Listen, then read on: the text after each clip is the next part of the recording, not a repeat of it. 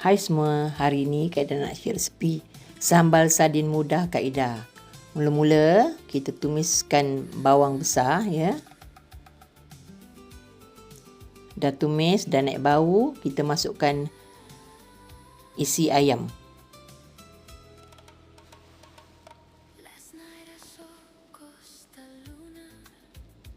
Dah gaul isi ayam tu, Kak Ida masukkan chili oil ya. Chili oil yang Kak Ida dah buat sendiri, ataupun cili kering kisar pun tak apa, boleh. Kemudian Kak Ida masukkan sardin, isi sardin. Kak Ida pecah-pecahkan. Kak Ida masukkan sedikit garam. Kita gaulkan ni lagi. Kak Ida masukkan kentang goreng kentang yang dah digoreng.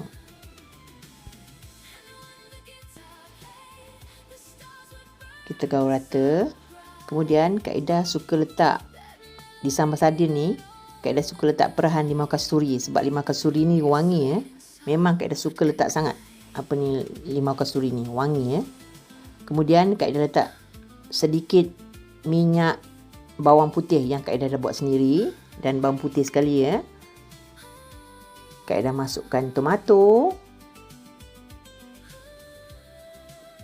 Kak Ida masukkan irisan daun bawang dan daun ketumbar. Nampak tu? Ini semua favourite Kak Ida ni. Kalau setiap kali masakan, Kak Ida akan masuk sayur-sayuran ni Kita kacau rata.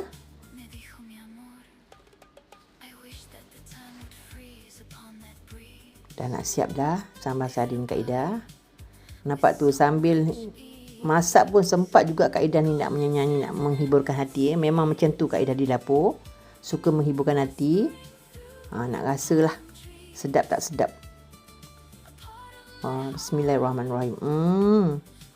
Nampak tu, terbeliak mata Kak Ida. Sedap kan? Memang sedap. Resepi mudah daripada Kak Ida's Kitchen. Tersangatlah sedap. Mudah saja. Okey, nanti buat Memang sedap Kak Ida cakap. Dah siap. Kita hidangkan di pinggan.